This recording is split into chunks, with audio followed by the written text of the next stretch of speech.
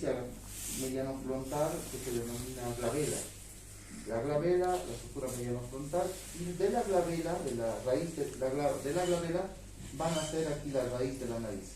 3 elementos anatómicos y el último la espina nasal del frontal. 4 elementos encuentro en la parte media de la cara anterior del frontal: la sutura longitudinal superior o la línea longitudinal superior, la glabela, la raíz de la nariz, en el cual también encuentro un punto craniométrico que se denomina nación, y esta espinita a manera de punta que se denomina espina nasal del frontal. Hacia afuera voy a encontrar 2 eminencias, las eminencias laterales frontales, eminencias frontales laterales, y más hacia afuera voy a encontrar una pequeña cresta triangular, la cresta lateral del frontal, que va a formar una pequeña carilla triangular de base inferior y de vértice superior. Esta carilla se denomina carilla temporal del frontal, porque es una parte forma el hueso temporal y parte forma el hueso frontal. Esta carilla va a formar un pequeño arco. Este arco se denomina arco superciliar. Cilio significa ceja. Este arco superciliar tiene la característica de tener un borde, ¿no? El borde supraorbitario forma parte ya del techo de la órbita. El borde supraorbitario va a formar parte de lo que es el techo de la órbita, ¿no? Pero tiene una característica. Aquí existe una pequeña escotadura en el borde supraorbitario que se denomina escotadura supraorbital. Un pequeño orificio que, si lo ven de cerca, se puede llegar a identificar. ¿Se ve? Un pequeño orificio para ganando una aguja, ¿verdad?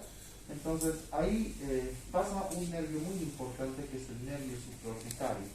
El nervio supraorbitario es rama del nervio oftálmico. El nervio oftálmico es un par craneal, ¿ya? Después, eso es lo que podemos encontrar en la cara anterior. También está la cara posterior, o también denominada cara cerebral, ¿ya?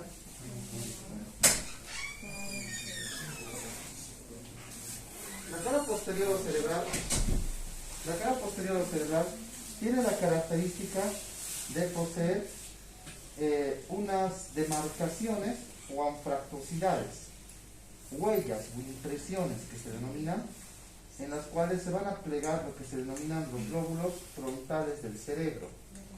Recuerden, el cerebro, el cerebelo, el bulbo raquídeo, la protuberancia, el cuarto ventrículo. En este orden van lo que es el área del sistema nervioso. Hablemos primeramente del cerebro. Tiene 3 lóbulos, ¿verdad? El frontal, el medio y el cerebeloso. El frontal va a estar asociado a lo que es la cara posterior del frontal, ¿no? Por eso se denominan fosas cerebrales anteriores, así se denominan, por la relación que conforman con los lóbulos frontales del cerebro. Pero eso es en sus 3 cuartos superiores. Fíjense, si yo divido 1 cuarto, 2 cuartos, 3 cuartos, veo que son fosas cerebrales anteriores. Pero el 1 cuarto inferior tiene otra configuración, que ya forman el techo de la órbita. Y este techo de la órbita le denominan impresiones digitales y eminencias mamilares, del frontal. En la anatomía radiológica, lógicamente que no se va a ver esa parte, ¿no? Tendríamos que ver toda la parte exteriorizada, pero sí lo tenemos que saber. ¿Qué más? Tenemos un canal, el canal longitudinal superior. Recuerden que hacia adelante se denominaba la línea longitudinal superior, línea, pero atrás se denomina canal longitudinal superior. ¿Qué aloja el canal? El seno longitudinal superior. ¿Qué es el seno? Vena. Seno significa vena, vena longitudinal superior. Esta vena longitudinal superior va a encontrar una pequeña cresta palpable que se denomina la cresta del frontal. No confundir esta cresta del frontal con esta cresta que se denomina cresta lateral del frontal o temporal del frontal, que es diferente, ¿verdad? Esta es solamente a secas, se denomina cresta del frontal. en la cara posterior. Y un agujero que se denomina agujero ciego del frontal. Canal longitudinal superior para alojar la vena longitudinal superior, la cresta del frontal y el agujero ciego para el paso de una prolongación de la dura madre o de la hoz del cerebro. El cerebro tiene 3 capas.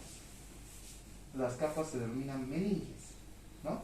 Estas meninges son prolongaciones en las cuales la voy a tipificar como la dura madre, la pía madre y el aracnoides. Son 3 envolturas, capas que envuelven al cerebro. Entonces, ¿qué dice?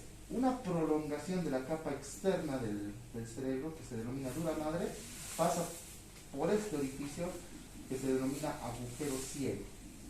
Eso es lo que está tratando de decir la descripción de Pestis, ¿no? Posteriormente, bueno, eso es todo lo que podemos encontrar en la cara posterior. Nos vamos ahora a la cara inferior. Son 2 caras, ahora 3 caras. La inferior se divide en 2 porciones, la etmoidonasal y la orbitonasal. La etmoidonasal tiene una característica fundamental, que tiene una pequeña escotadura en forma de U abierta hacia atrás, ¿no? Es una U abierta hacia atrás, es como si estuviera en este sentido. Aquí está la espina nasal del frontal y tiene canales u orificios que están conectados, que se conectan con lo que es la otra porción del etmoides. Recuerden que esos canales, los canales etmoidales y los canales frontales, van a formar la característica de los huesos neumáticos, tanto del frontal como del etmoides. ¿Qué significa un hueso neumático? Que tiene espacio de aire en la cavidad o dentro, en el interior del hueso. Estos espacios se van a denominar en el frontal y se van a ver en la anatomía radiológica como los senos frontales o los senos paranasales también denominan. A ver, eso se identifica por densidad radiológica. Se puede lograr identificar cuando nosotros hacemos una posición de Catwood o de Batten, ¿no? Podemos identificar la dorsiflexión, nos permite la incidencia del radio poder identificar el espacio de aire que se denominan senos muy notorios, senos paranasales. Cuando hay un traumatismo craneoencefálico,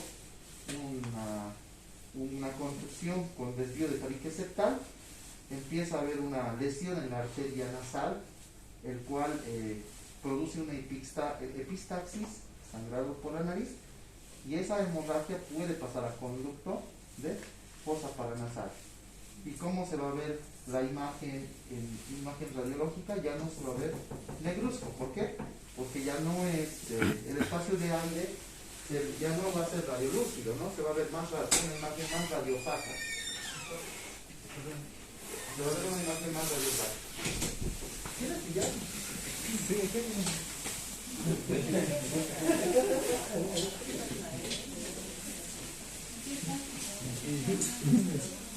Listo, entonces, seguimos. Las descripciones, pero son bastante interesantes. Van a ver que son muy interesantes. Cada vez que tienen su cuentita en radiología. Entonces, vamos entendiendo, ¿no veo? Estoy acelerándome mucho. Ya. Pues lo van a ir repasando en sus videos. Ya. Entonces, importantísimo identificar que el hueso frontal es un hueso neumático por sus senos paranasales. En radiología es indispensable saber eso, por la conducción de los canales frontales, digamos, ¿no? Entonces, estos orificios primarios que ven, los grandecitos, pueden ver 2 orificios primarios, ¿verdad? Los bien notorios.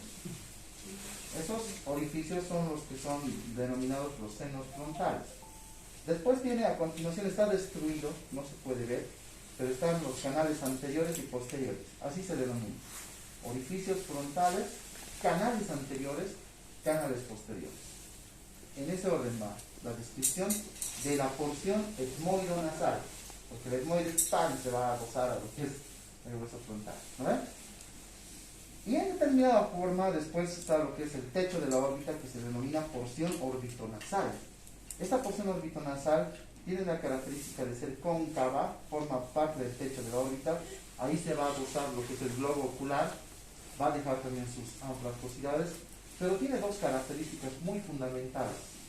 Uno que va a alojar a la glándula lacrimal, ¿no? Y otro que va a formar el conducto lacrimomuconasal.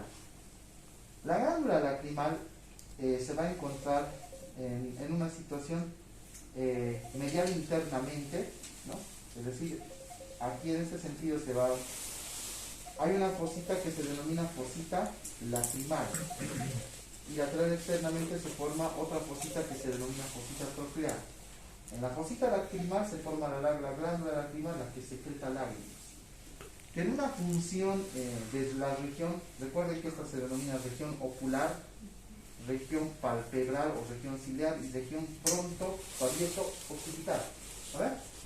En la región ocular les dije que la glándula lacrimal, al secretar las lágrimas, cumple dos funciones. Uno que es un elemento, el líquido de las lágrimas es antibiótico, ¿no? Cumple una función antibiótica porque elimina, ¿no? Todo lo que es el proceso de los microorganismos, cuerpo extraño y elemento infecto contagioso que pueda ingresar en los espacios del globo ocular. Al momento de lagrimear, nosotros estamos haciendo una función bactericida, eliminación de las bacterias por medio de las lágrimas, porque se le considera como un antibiótico natural. Y otra de las funciones está en la parte de lo que son las cejas o los cilios, ¿no? Que son conducción o elemento de conducción para la sudoración, el cual no se introduce al globo ocular por su característica, ¿no? Lo que es su conformación, que tiene unos pequeños canales que los eliminan hacia otros lados. Sin embargo, las lágrimas se van eliminando por un conducto que se denomina canal lacrimal y un canal que se conoce como conducto lacrimomuconasal. ¿Por qué? Porque al asociarse el etmoides con el frontal, también se va a asociar con un hueso que se denomina el unguis o el lacrimal, ¿no? Que forma la pared interna del globo ocular. Por eso se denomina, hay dos aristas, la arista anterior y posterior. Esos dos canales van a formar el conducto lacrimomuconasal, que si identifican ahí en la cabeza del macizo ociofacial, clarito se nota el conducto lacrimomuconasal. Va a desembocar en el seno maxilar. El maxilar superior es otro de los huesos que son neumáticos. Listo. Bueno, finalizado eso, hablaremos de los bordes del frontal. El borde superior. El borde superior es también denominado sutura coronal o sutura dentada coronal, porque tiene la forma a manera de corte de serrucho, de dientes de serrucho. Esta sutura coronal tiene la característica de formar un punto craniométrico que se denomina, en la anatomía radiológica se la reconoce como punto craniométrico brecma, ¿no? O sutura brecmática. El brecma es la unión de la sutura coronal con la sutura biparietal, ¿no? Entonces, el brecma estaría más o menos en este punto y esta es la sutura coronal o dental. Tenemos otro borde que se denomina, en sí el frontal tiene tres bordes, ¿no? Borde superior y dos bordes. Uno es antero inferior y el otro es postero inferior. Si en posición anatómica yo le coloco, eso es la característica. A ver, borde superior, borde antero inferior y borde postero inferior. Eso sería. Pero en nombres más específicos, borde coronal, brecma, borde antero superior, o también se denomina borde orbitario nasal, porque forma parte de la órbita y de las fosas nasales, y este otro borde que es el antero, el antero inferior, el posterior inferior, perdón, se denominaría borde esfenoidal, porque el esfenoides es el que se va a asociar con este borde, va a formar parte de este borde de esfenoides. Porque fíjense, viene frontal, viene etmoides, el etmoides se empina aquí, y aquí a continuación que viene el esfenoides. Por eso se denomina borde esfenoidal. ¿Listo? ¿Qué característica tiene? El borde coronal es dentado. El borde anterior inferior es rectilíneo y el borde esfenoidal es anfractuoso. es muy anfractuoso. ¿Qué significa anfractuoso? Significa irregular, que no tiene forma. Ahora, nuevamente, el borde superior es dentado. El borde anterior inferior es en corte rectilíneo, ¿no? Y el otro borde, el esfenoidal, es anfractuoso, ¿no? Porque no tiene forma, tiene una rara deformidad. Aparte de que hay la asociación de que también en este punto el hueso tiene relaciones, ¿no? Hacia adentro se denomina la fosita lacrimal, ¿verdad? Pero hacia afuera hay otra fosita que se denomina fosita troclear. Fíjense, es un punto negrito que está ahí, en el techo de barrio. Esa fosita troclear aloja a un músculo, a un músculo que es la polea de reflexión del músculo oblicuo mayor del ojo. El oblicuo mayor del ojo se aloja en esa fosita, ¿no? Entonces, este va a estar asociado con una apófisis del hueso malar. Porque a continuación de esto, ¿qué viene? Aquí, ¿qué huesito viene? El hueso malar o el hueso yugal. A continuación de aquí, ¿qué viene? El hueso unguis o lacrimal. Conducto lacrimomuconasal y borde malar. Este sería el borde malar, que aquí se va a asociar y ya se está formando la contextura de lo que es la pared de la órbita.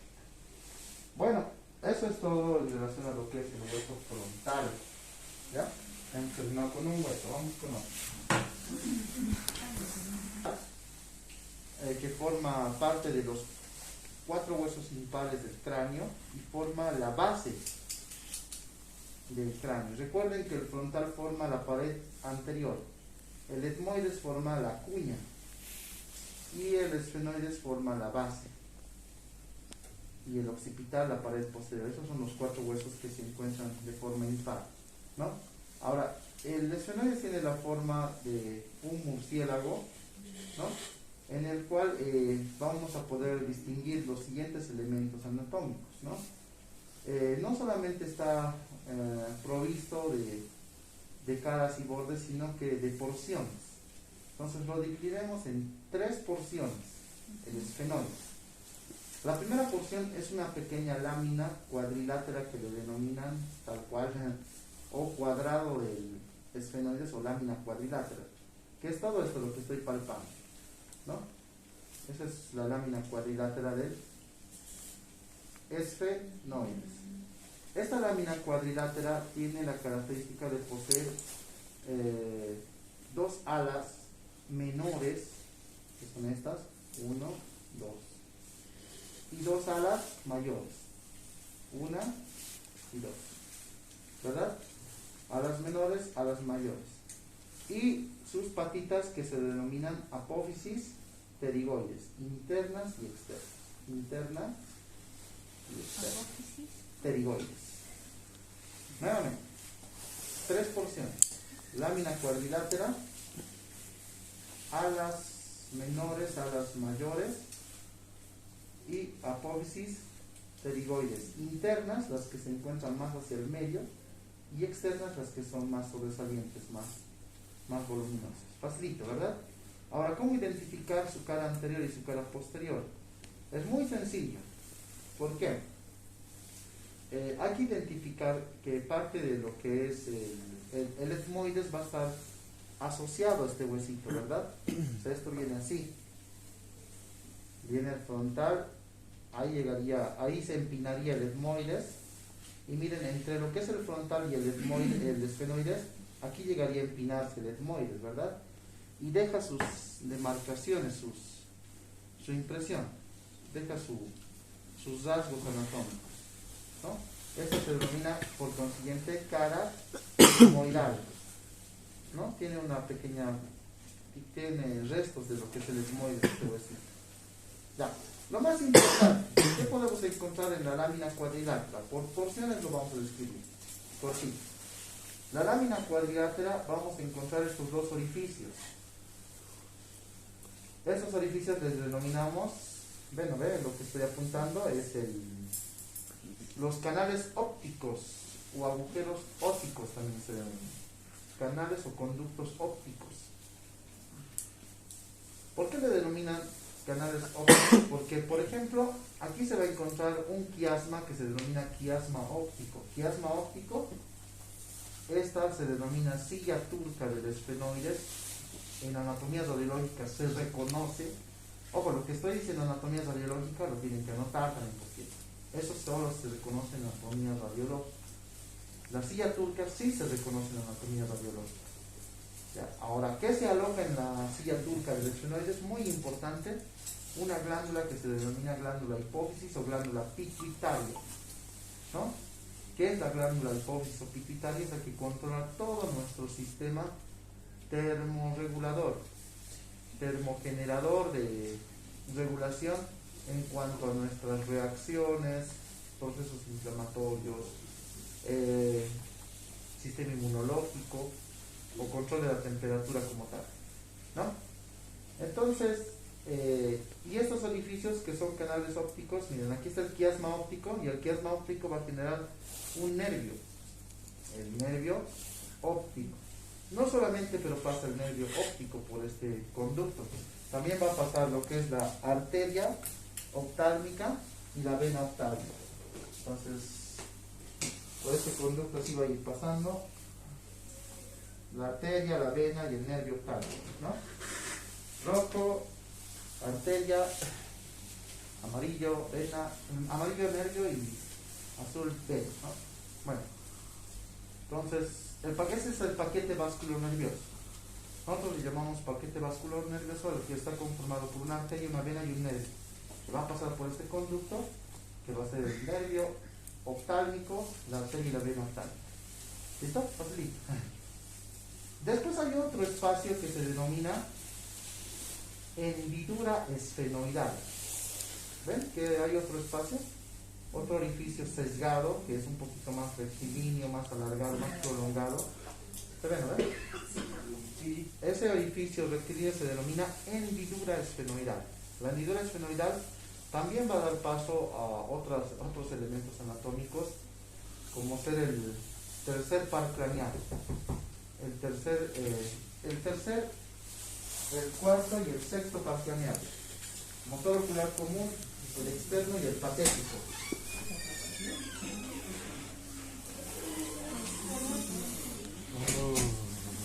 Entonces,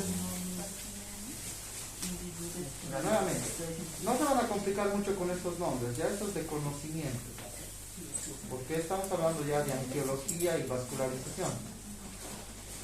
Tercero, cuarto y sexto par craneal.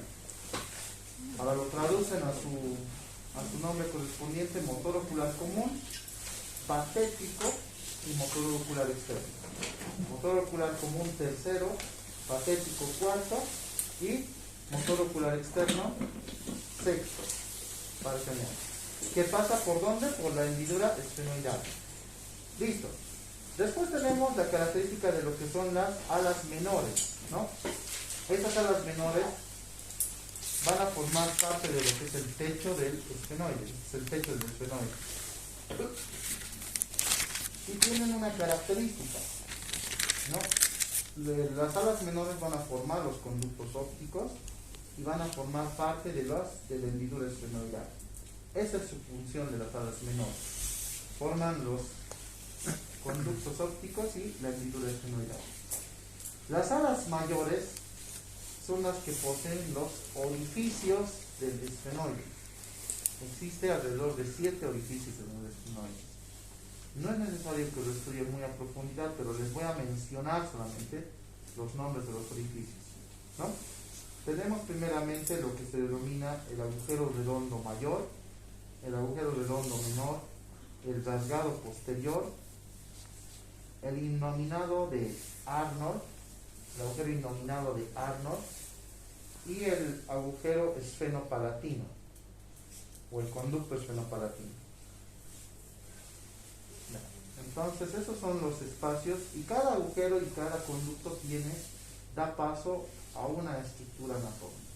Ya tienen esa característica de dar paso a una estructura anatómica. Pero eso se lleva un poquito en la angiología. ¿Qué más forma lo que es las alas mayores del esfenoide? Tiene la característica de formar parte del esqueleto exocraneal. Lo que está pintado con rojito está formando parte de la parte exterior de lo que es el macizo ociofacial. Todo lo demás está por dentro, en el endocráneo. Lo que está de rojito está formando parte de lo que es por fuera del cráneo. Incluso les dije que este también forma un punto craniométrico acá. Acá se forma un punto craniométrico, que es el terium, ¿verdad? El terium sería acá, este nivel. Terium, asterium, terium y asterium. Entonces, aquí está el terium. Incluso les dije, el terium es el único punto craniométrico que se forma por 4 huesos. Y eso sí se identifica en anatomía radiológica. Eso sí lo tienen que identificar en anatomía radiológica. Terium. En un momento creo que hemos hablado, ¿no?, de esos puntos craniométricos. Entonces, el terium está formado por el frontal, el temporal, el parietal y una porción del ala mayor del esternón. Punto craniométrico que se forma por 4 huesos. Se identifica en anatomía radiológica. Ojo, muy poco se puede identificar en anatomía radiológica. Hasta el momento lo que hemos visto es la silla turca de los esfenoides y el terium, que es de la ala mayor de los esfenoides. En anatomía radiológica eso identifica. En descriptiva, lógicamente, es mucho más contundente, ¿no?, su descripción. Vamos a la última porción, que se denominan las apófisis pterigoides. Esas apófisis pterigoides tienen una característica. Encontramos en las apófisis pterigoides externas e internas. Las pequeñitas, estas son las internas. Y las externas son las que están por fuera. La apófisis pterigoides externa tiene una característica de tener una pequeña espina a manera de colón, que se denomina espina de Sivinini. Espina de Sivinini. Se identifica en anatomía radiológica. La espina de Sivinini. ¿Qué es esta? Espina de Sivinini. Y la apófisis pterigoides interna va a formar otra estructura anatómica muy importante junto con el vómer. El vómer es un hueso que va a estar en este sentido. Ahí se va a enclavar el vómer. El vómer es un hueso ya que forma parte de los huesos de la cara, ya no forma parte del cráneo. Ahí está el vómer y miren, ha formado 2 espacios que juntamente con el palatino, porque el palatino se va a encontrar en este sentido, va a encarcelar o va a encerrar estos 2 espacios. Un espacio, 2 espacios. Va a formar 2 orificios. ¿Cómo se denominan esos orificios? Coanas nasales. ¿A ver? Porque hacia adelante les dije son fosas nasales y hacia atrás, aquí estaría ya terminando las fosas nasales. Aquí se denominarían coanas, denominado las coanas nasales, ¿no? Porque son allá la parte posterior. Lo importante de saber de las coanas nasales es la formación de 3 huesos, ¿no? Esfenoides, vómer y palatino. A diferencia de las fosas nasales que forman otros huesos, ¿no? El tabique septal, los huesos propios de la nariz y el maxilar superior. Eso forman las fosas nasales. Esas paredes forman las fosas nasales. En cambio, las coanas, nuevamente, las apófisis pterigoides internas, el vómer y la porción horizontal del palatino, eso estaría formando las coanas nasales. Incluso, para que se den cuenta, después de pasar las coanas, aquí ya se va a encontrar la faringe. Faringe, laringe, faringe. La faringe va a estar pegadita aquí. Pegadita está la faringe. ¿No? Es un dato anatómico muy importante. Bueno, eso es todo. Por si acaso su descripción de video no vale ayuda de memoria, así lo tienen que describir. ¿Ya? De memoria. Que eso es lo ideal de enseñar, si no, nunca van. Estas 2 porciones se denominan la cóncava, la que está adentrada, y convexa, la que está por fuera. ¿Qué podemos identificar en la cara convexa?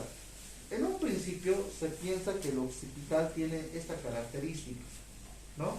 Pero esa no es posición anatómica. En tal caso, fíjense, este es el esfenoides y esta es su cara esmoidal, ¿no? Porque el esmoides pega aquí. Pero en este otro lado, el esfenoides se asocia con lo que es el occipital por intermedio de un canal que se denomina, aquí lo vamos a pegar, ¿no? Entonces, ¿qué característica tiene aquí? Perdón. Ahora, si yo le coloco al esfenoides en una posición anatómica normal, el hueso occipital tiene la forma más horizontal, no está verticalizado, no está así, está horizontalizado. Miren, ahí está, le he puesto en una posición anatómica y nace con como un solo hueso en el nacimiento. Hasta el momento de hacer una división del hueso o poder desarticular el hueso, solamente a manera de corte de serrucho, puedo separar estas dos porciones. Y por eso se denomina borde asociado, ¿no? Pero tiene un nombre mucho más específico, ¿ya? Estos dos huesos van a formar un pequeño puente, ¿no? Un pequeño puentecito, fíjense. Este puentecito, aquí está la silla turca de los esfenoides y aquí hay un puente, ¿no? ¿Pueden ver que es un puentecito? Un puentecito que va a desembocar en este agujero, que se denomina agujero magno occipital. Ese sí es de reconocimiento en radiología. Muchos libros le denominan agujero raquídeo, agujero magno occipital o agujero axial también le denominan. Bueno, el agujero magno es el nombre más técnico que tiene, ¿no? Entonces, este puente se denomina clivus esfenoidal. Puente denominado clivus esfenoidal. El clivus esfenoidal lo forma entre parte del hueso del occipital y parte del esfenoides. Clivus esfenoidal. Pasando el clivus esfenoidal está el agujero magno occipital, ¿no? Y bueno, a partir de ahí ya puedo llegar a identificar algunos elementos anatómicos, como por ejemplo esto también ya les había mencionado que es de reconocimiento radiológico, estas dos pequeñas apófisis a manera de almohadillas que se denominan apófisis odontoides del hueso occipital. Hay una articulación que se asocia a la columna vertebral, la única articulación que une la columna vertebral con la cabeza. ¿Cómo se denomina? La articulación occipito, odonto, por los dientes, y por el atlas, que es la primera vértebra, atoloidea. La articulación occipito-odonto-atoloidea es la única articulación que asocia la cabeza con la columna vertebral, que serían estas apófisis. ¿Entendemos? Occipito-odonto-atoloidea, que es la articulación que se asocia con estas apófisis odontoides. Ojo, en anatomía radiológica puedo llegar a encontrar la articulación occipito-odonto-atoloidea, por eso les hablo mucho de eso. Sí se encuentra en anatomía radiológica la articulación occipito-odonto-atoloidea. Cuando realizo una váter, una catgut, hago movimientos de dorsiflexión y automáticamente la incidencia del rayo me va a poder encontrar este punto de articulación. Y siempre se pregunta, ¿no? ¿Cuál es la primera articulación que está entre lo que es la cabeza y la columna vertebral? Ya está, ¿no ves? La articulación, otros le dicen atoloidea. Yo considero un nombre más completito, occipito, odonto, atoloidea. ¿Por qué es odonto? Por sus apófisis odontoides, porque tienen la forma de un dientecito, por eso le denominan apófisis odontoides. ¿Está bien? Ya. Después también encontramos dos agujeros. Miren, hay dos agujeros, los agujeros condilios superiores y los condilios posteriores. Agujeros condilios superiores y los inferiores, ¿no? Superiores e inferiores, agujeros condilios. También va a formar una pequeña parte de la apófisis mastoides, ¿no? Esta apófisis mastoides es muy importante porque si ustedes se palpan por detrás de la oreja, encuentran una pequeña bolita, ¿verdad? Sí. A ver, culminen la bolita hasta la parte posterior y en su culminación, aquí van a encontrar, lo que van a palpar es esto. La parte un poquito más sensible, porque esta parte es dura, ¿verdad? Pero vayan palpando, aquí ya van a encontrar algo más sensible. algo más sensible, más blandito. Esto es lo que están palpando, es esto. Entonces forma parte de la apófisis mastoides. Pero en radiología, ¿cómo le hemos denominado? No se denomina apófisis mastoides, pero sí se identifica como las celvillas mastoideas del sitio, ¿verdad? ¿Se acuerdan? Las celvillas mastoideas. Así lo van a identificar. ¿Por qué se llaman celvillas mastoideas? Porque el hueso temporal también es un hueso neumático, tiene espacios de aire en el interior, ¿sí? Y se va a encontrar esas celvillas mastoideas. Bueno, ¿qué más? Encontramos dos líneas, ¿no? La línea curva superior y la inferior, esta línea curva superior e inferior. Estas líneas son importantes porque dan asociación a diferentes músculos posterolaterales y posteriores de la nuca. Recuerden, esta es región nucal, ¿verdad? Incluso les dije, esta es la protuberancia occipital externa. Otro elemento que se encuentra en anatomía radiológica, muy importante. No pueden no saber de la protuberancia occipital externa en anatomía radiológica. Es importante saber esto. Que es la pequeña bolita que encontramos en la parte posterior, ¿no? Miren, aquí ya me palpa la protuberancia occipital externa. ¿No? Parece un pequeño chinchoncito, ¿no? ¿Verdad? Esa es la protuberancia occipital externa. De la protuberancia occipital externa para abajo, ya se encuentra la región nucal. Y para arriba, ahí sería la región occipito, parieto frontal. ¿Verdad? Ya son dos regiones, estoy dividiendo las regiones a partir de ese punto. Bueno, después, ahorita vamos a hablar de sus suturas, pero hablamos un poquito de la cara interna, ¿no? Porque esto sería el sí, chicos, miren, esto sería la cara externa, ¿verdad? Porque está por fuera. Pero en la cara interna vamos a encontrar una encrucijada, ¿no? Una encrucijada que se denomina encrucijada occipital, en el cual vamos a separar cuatro fosas, ¿no? Una, dos, tres, cuatro. Cuatro fositas se encuentran, ¿verdad? Las dos fositas superiores son denominadas fosas cerebrales. Recuerden, el cerebro tiene tres lóbulos: lóbulo frontal, lóbulo medio y lóbulo posterior. Esos lóbulos posteriores aquí se van a ir a rozar en las fosas cerebrales. Y las dos últimas, que son las inferiores, se van a denominar fosas cerebelosas, porque el cerebelo continúa a partir del cerebro. Entonces los lóbulos frontales del cerebelo se van a asociar en estas fosas. Y hay un pequeño canal de color azul, ¿pueden ver? Ese canal se denomina canal del seno petroso inferior, porque va a pasar una vena que se denomina vena petrosa inferior, canal del seno petroso inferior, ¿no? Entonces,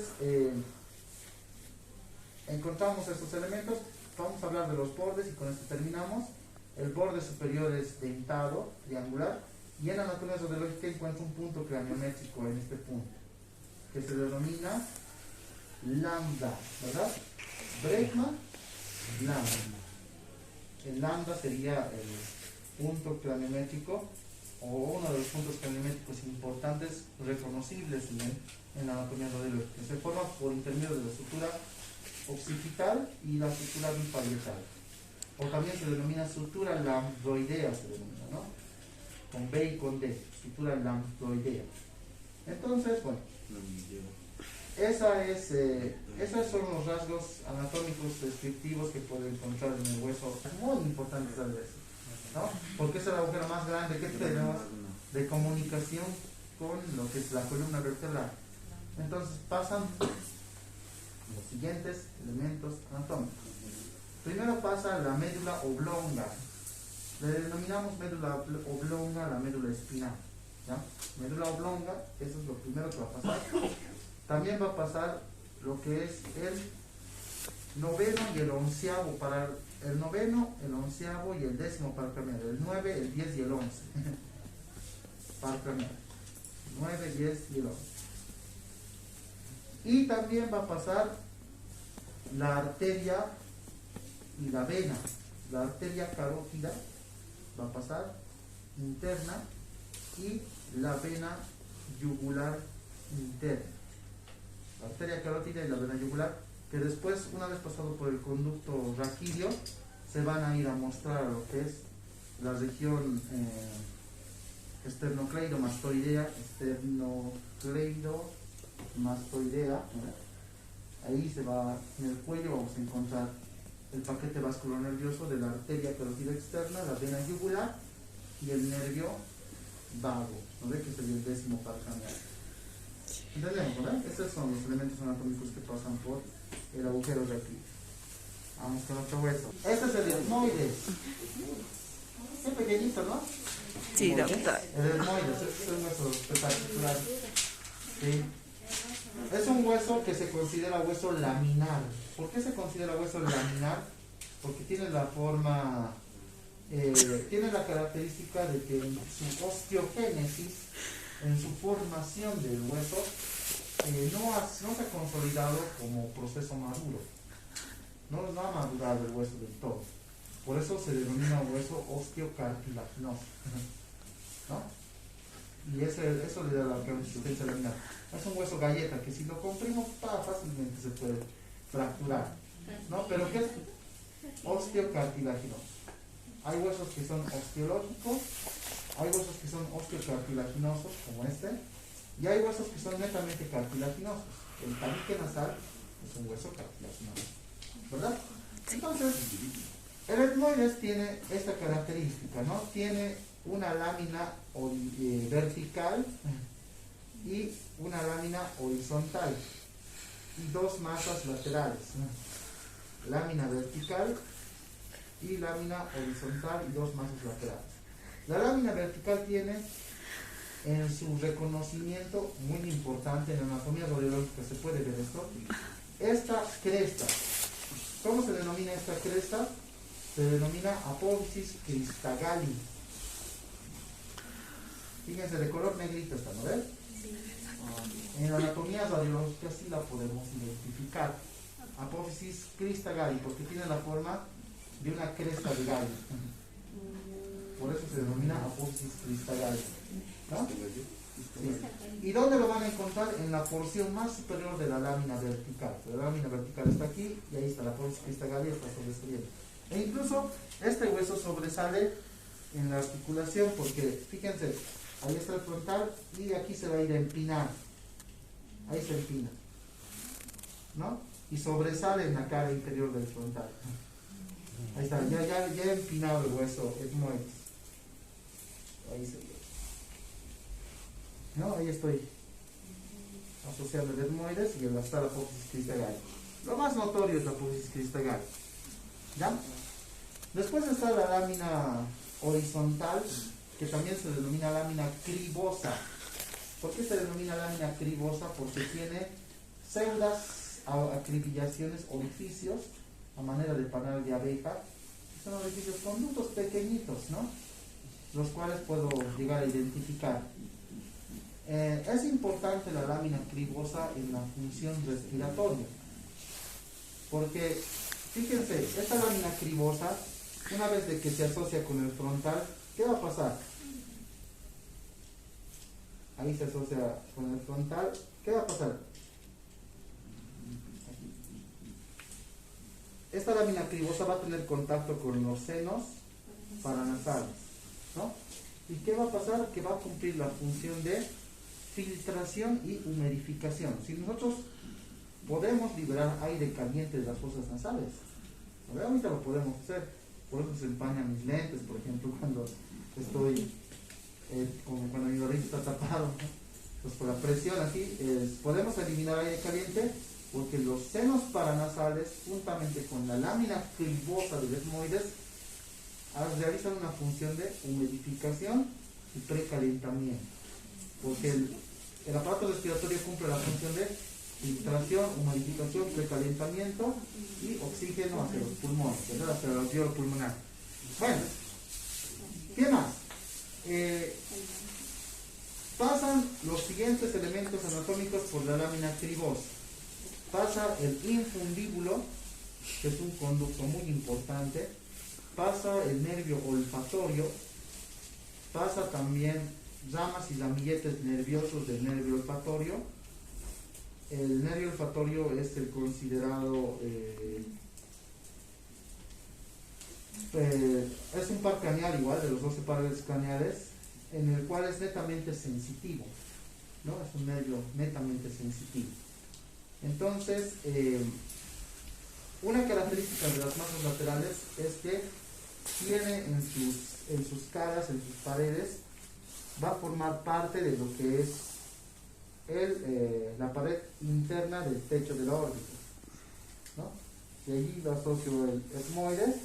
En este lado, fíjense, su pared va a formar parte de la pared interna de las fosas nasales. ¿Ves?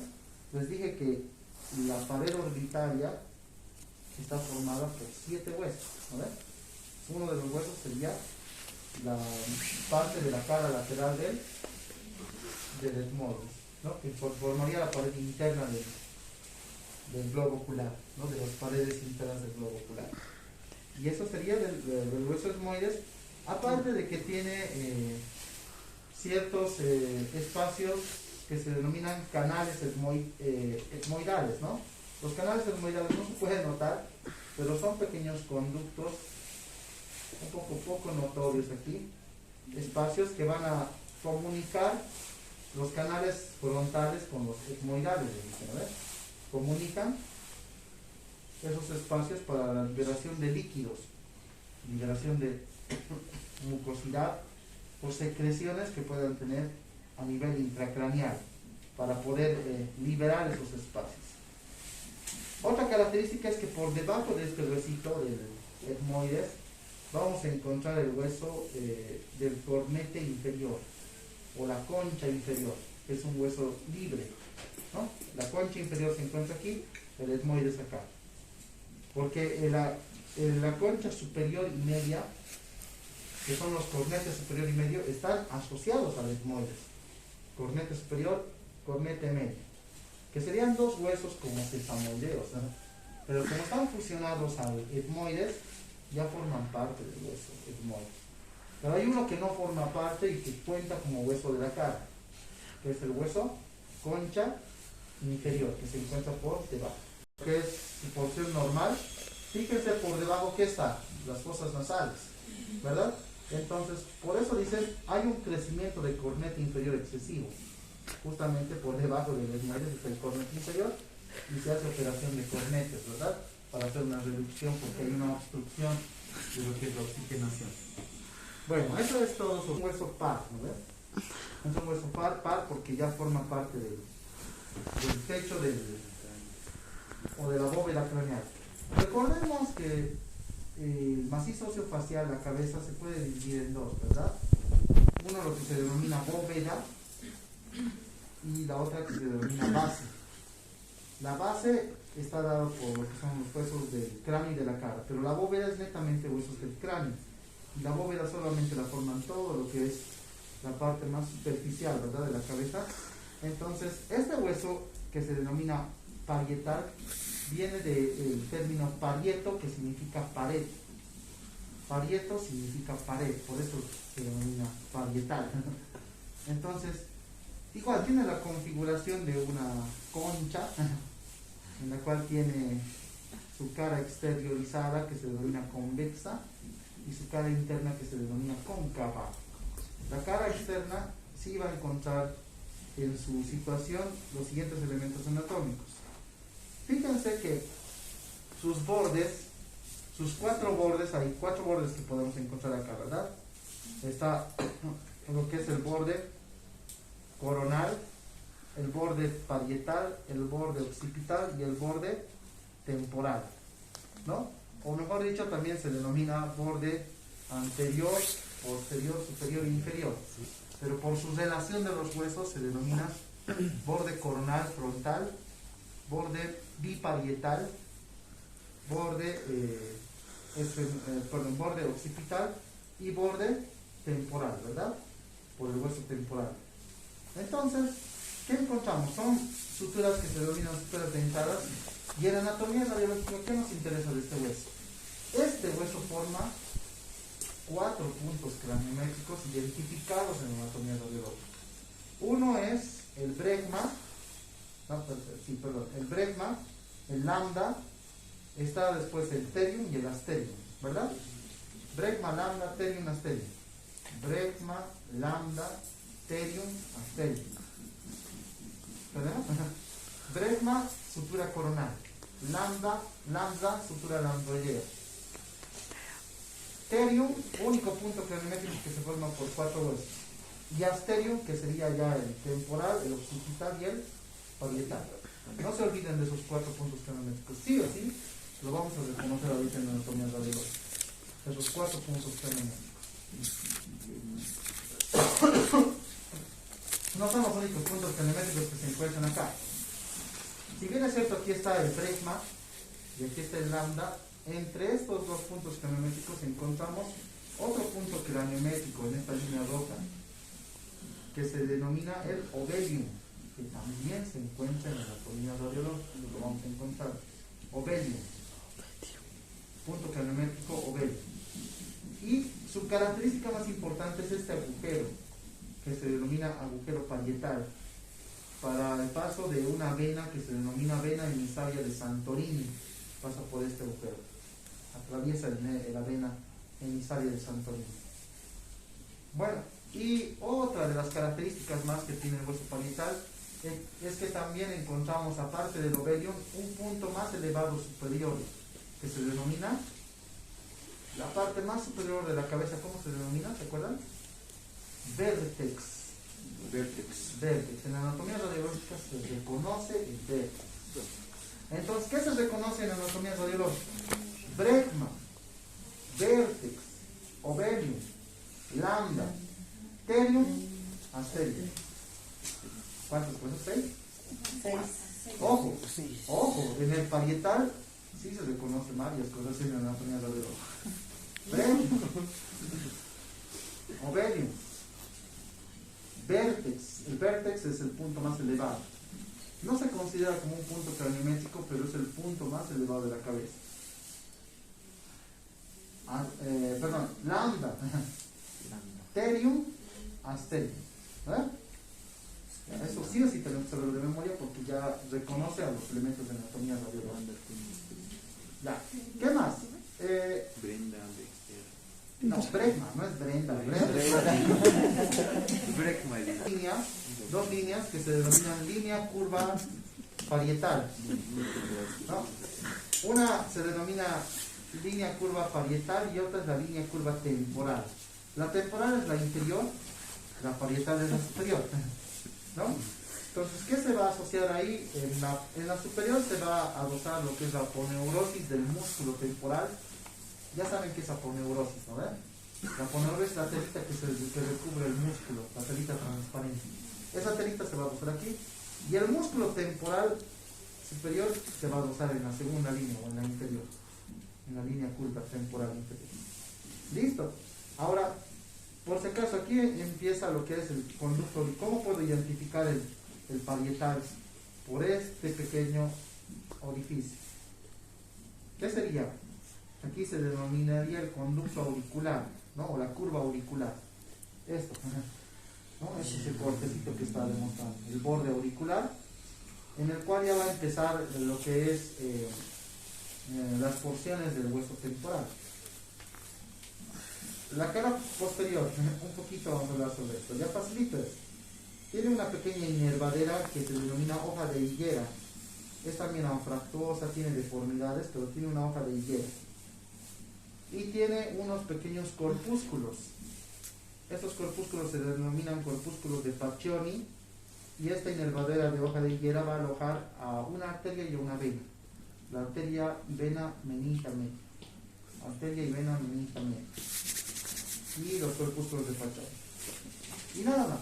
Eso es todo. El conducto auditivo externo se denomina, ¿no? En nemotecnia, ¿cómo le denominan? CAE. C-A-E. CAE le denominamos.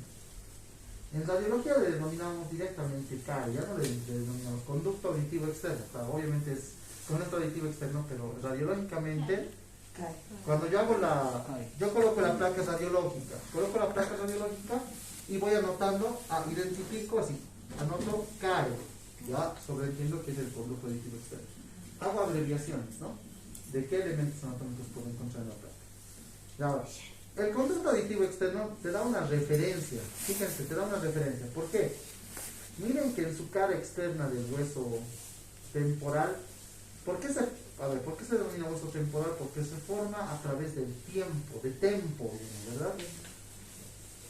Y este hueso tiene tres porciones, ¿no? Tiene una porción escamosa, la que es la superior, tiene una porción petrosa, o petrotimpánica también se denomina, porque está relacionado con el cognitivo, ¿no? Y tiene otra porción auditiva, ¿no?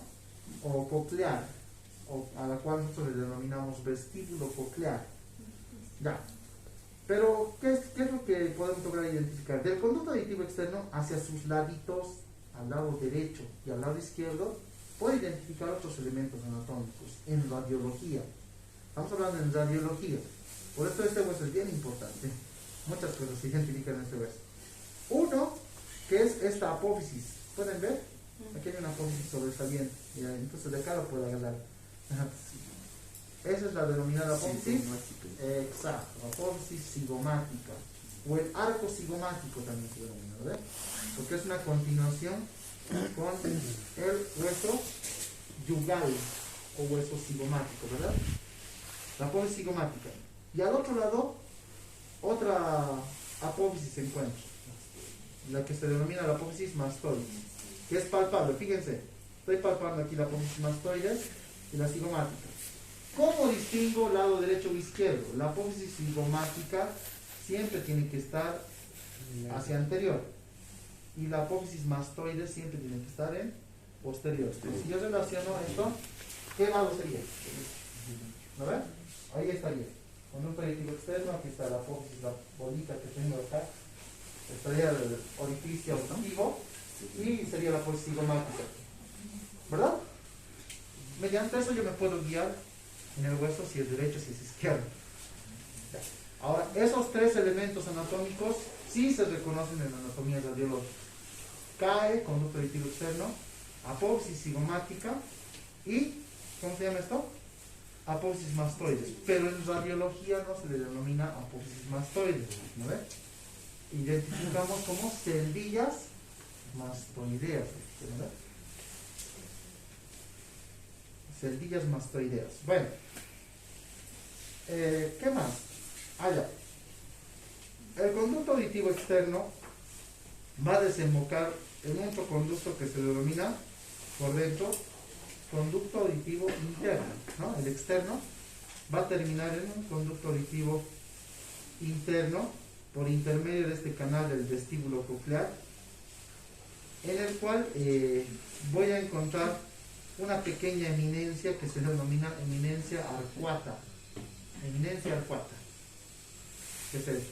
La eminencia arcuata. Y también esta eminencia arcuata, conjuntamente el conducto auditivo interno, va a formar parte de los huesecillos del oído. Todos los huesecillos del oído van a estar en relación a la eminencia arcuata o al conducto auditivo interno. Ya sería la parte más interna de lo que es el pabellón de la oreja, ¿verdad? El pabellón de la oreja. Y por regiones ya es diferente, porque el hueso dice una cosa, ¿no? Que es la apófisis cigomática hacia el anterior, pero en esta zona, ¿cómo se denominaba esta región? ¿Se acuerdan? Región parotidia, porque aquí está la glándula parótida, ¿no ves? Masticamos y podemos ejercer la función de la glándula parotidia. Entonces eso es importante poder lograr saber.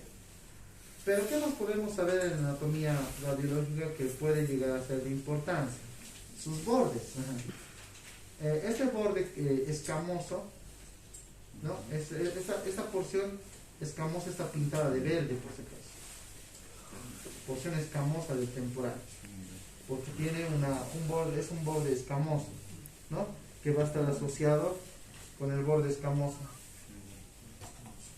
Y también tenemos un borde petrotimpánico. El borde petrotimpánico es el de color azul. ¿Pueden ver el color azul? Rojo, azul. ¿A ver? Ya. El borde, el rojo es porción escamosa. El borde verde. La porción verde es escamosa. La porción azul es petrotimpánica, porque está en relación al conducto auditivo, al CAL. Y finalmente este último borde, que es el borde de color rojo, se denomina borde o porción mastoidea. Esas son las porciones que voy a identificar en anatomía radiológica, por si acaso. En anatomía radiológica así lo tengo que identificar, como porción. Porción escamosa, petrotimpánica y porción mastoidea. Bonito lo he pintado, ¿no? Así se puede identificar. Me van a avisar de la hora ya, cuidado que los chicos estén allá afuera. ¿Qué hora es? 9:41. Ah, estamos bien. Sí, doctor. Ya nos da para 2 huesos más. Hacemos la placa. ¿Derecho o izquierdo? ¿Qué dice? Derecho, ¿no? Así está bien. Maxilar superior derecho. Bueno, este es el maxilar superior derecho. Vamos a encontrar en sus características anatómicas los siguientes elementos. Si bien tiene la característica de ser un hueso anfractuoso, porque es bien irregular, ¿no? Es medio contorneado, ¿no? Su forma, tiene una distorsión en su forma. Tiene la característica de que llega a poseer espacios de división. Estos espacios de división son 4, ¿no? Fíjense, el primer espacio va a estar dado por lo que es el espacio orbitario, ¿no? Forma parte de lo que es el espacio orbitario. Si yo hago esto, a ver.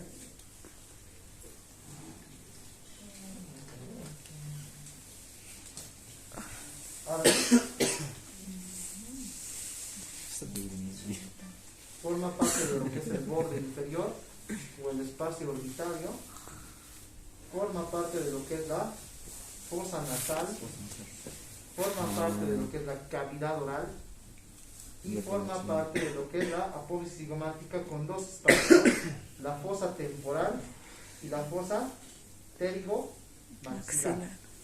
Fosa temporal, fosa pterigomaxilar. En radiología tengo que reconocer esos virtuales 5 espacios. Fosa orbitaria, fosa nasal, cavidad oral, maxilar superior, borde dentario.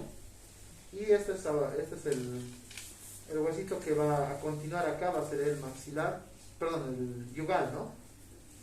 La apófisis cigomática que va a continuar por acá y va a dividir 2 espacios, la fosa temporal, por el hueso temporal, y la de abajo, que está por abajo, la fosa pterigomaxilar. En la anatomía radiológica lo vamos a reconocer. He visto que han traído sus pestañitas, que vamos a hacer un repaso rápido de todo. ¿No ven? Ahora, en la parte interna, sí también se va a poder identificar, pero solamente este orificio. ¿Pueden ver un orificio ahí? Un orificio. Aquí está. Bien notorio está el orificio. Los ciegos va a decir. Claro.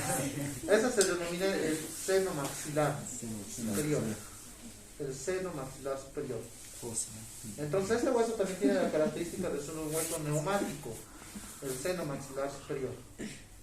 Se puede identificar en una váter o en una catgut, este seno maxilar sí se puede.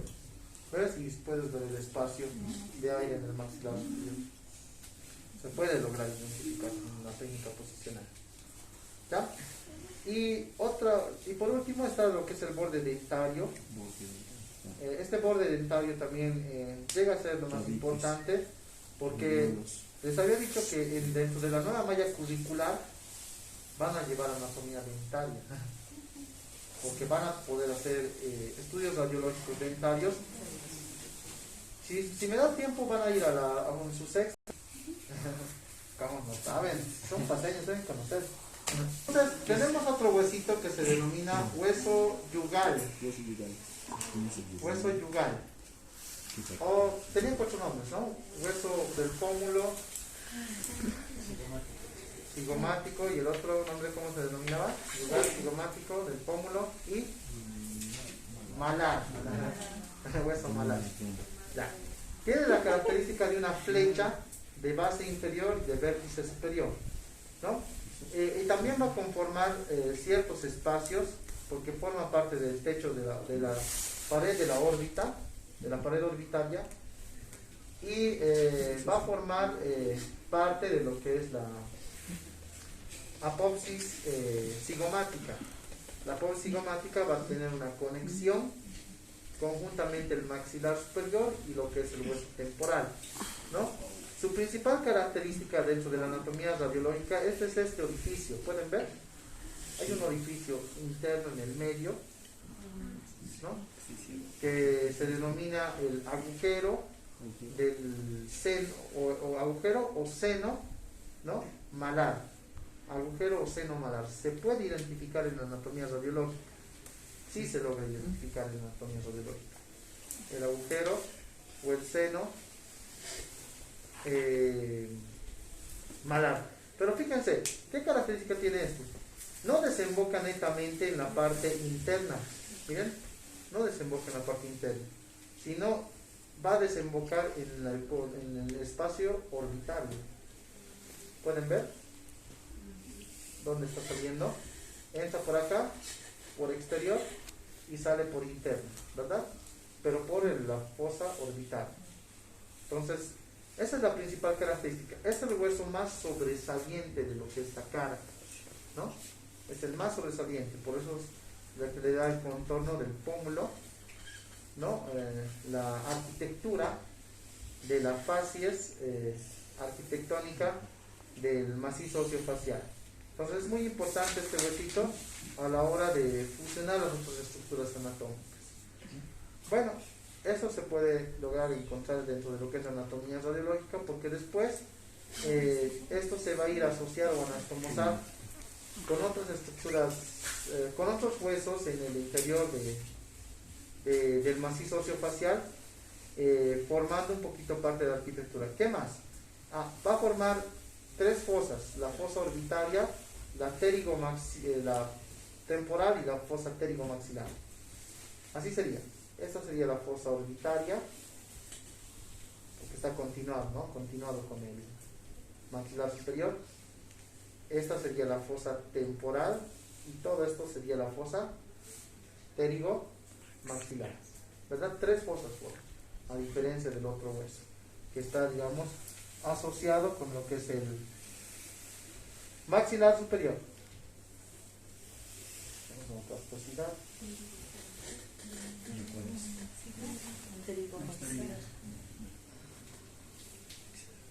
Ahora sí, se puede identificar.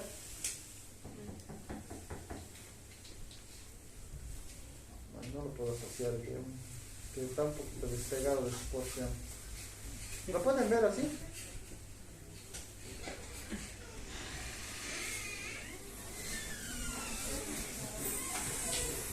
¿Se logra, no? Identificar su continuación. El maxilar superior, ahí es el hueso yugar o el hueso del pómulo. Y fíjense lo que les dije, ¿no? Aquí está la fosa orbitaria, aquí está la fosa temporal, y aquí está la fosa pterigomaxilar. Temporal, pterigomaxilar y orbital. Se ve en anatomía radiológica, se puede lograr identificar en anatomía radiológica.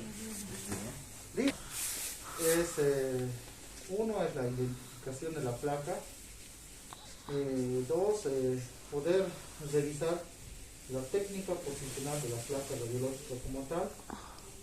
Tres, poder identificar la anatomía radiológica, y posterior a eso poder realizar el diagnóstico clínico predeterminado, ¿no?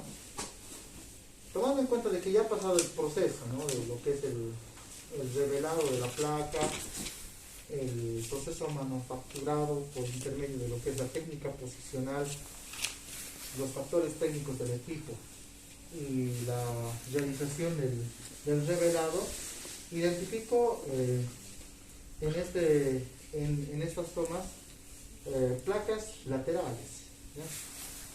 E inferiores, ¿no? O posiciones especiales que se denominan la posición de Hill, ¿no? En el cual voy a poder identificar algunos elementos anatómicos que he logrado resaltar. Automáticamente algo me llama la atención en esta primera imagen. Es la denominada silla turca de esfenoides. ¿Dónde creen que está esto?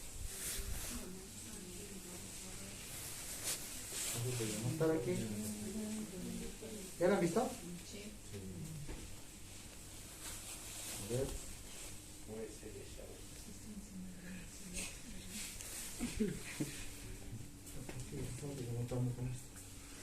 ¿Dónde puede estar? Esto, ¿verdad? Sí. Aquí lo voy a pegar. No, que me tapan mi cocina. Silla turca. Creo que pegue mejor. ¿Qué más? ¿Qué otro elemento anatómico más puedo lograr identificar? De lo que hemos estudiado. Cámara. ¿Qué han aprendido de lo que hemos expresado? A ver. No, el hueso del orbitario. Sí, están las moides. Están las moides. Pero, ¿qué es lo que se ve? ¿Se acuerdan que les dije que en el hueso temporal, el apófisis mastoides no se le denomina apófisis mastoides, sino celillas mastoideas? Lo propio, en el etmoides no se le denomina etmoides, se le denomina celdillas etmoidales, no, etmoidales. Celdillas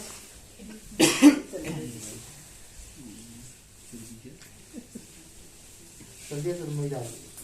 Entonces, identifico, y miren, tiene como pequeñas acribillaciones. Aquí está, miren, la nariz está así, miren. La fosa nasal, caritas. Ahí está la fosa nasal. Y aquí está lo que es el etmoides. Y estas pequeñas acribillaciones, si ven de cerquita, son como pequeños puntiformes, orificios puntiformes. A esos nosotros les denominamos celdillas etmoidales.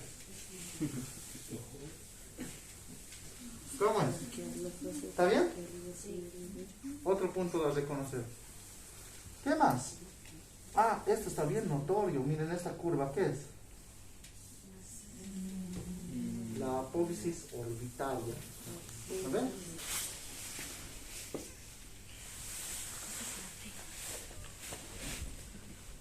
Eso sí tienen que defender bien. Apófisis orbitaria en este punto.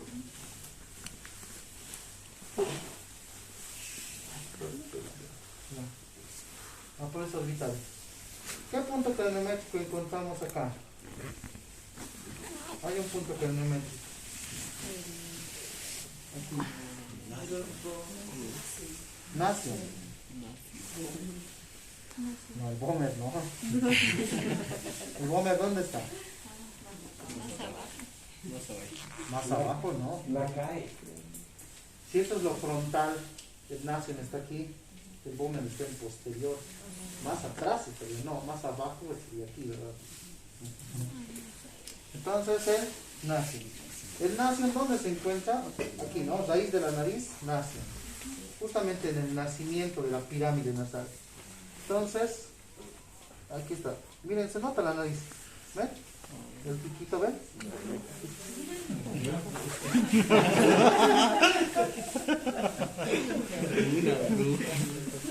No, pero está al revés el nombre. ¿Qué más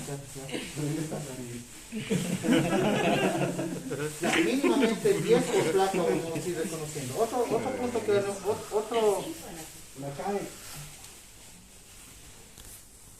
Ah, sí, se ve el conducto auditivo externo, ¿no? Este chico, no vuelve a estudiar. Todo lo que han anotado, pues, todo lo que han anotado. ¿Dónde está el conducto auditivo externo? En la parte superior, exacto.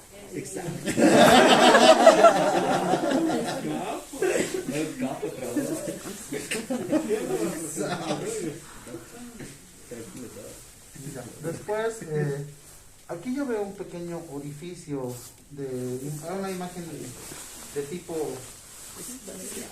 radiolúcida. Radiolúcida le denominamos a lo que es de color oscuro, ¿verdad? Entonces aquí yo veo una imagen radiolúcida a la cual nosotros le vamos a denominar el espacio del... ¿Qué hueso se encuentra en a ese nivel? El maxilar superior. ¿Y cómo se denomina el orificio? El orificio del seno maxilar. ¿Se acuerdan de este hueso? El orificio del seno maxilar. Del seno maxilar. Basta que con 10 reconocimientos estaría bien. Aquí está, ¿no? Este es el orificio del seno maxilar. Una imagen más. No hemos llevado maxilar inferior, pero sí hemos llevado maxilar superior, ¿no? Pero en el maxilar inferior también encontramos punto crenométrico aquí. ¿Se acuerdan cómo se ve más que el punto crenométrico?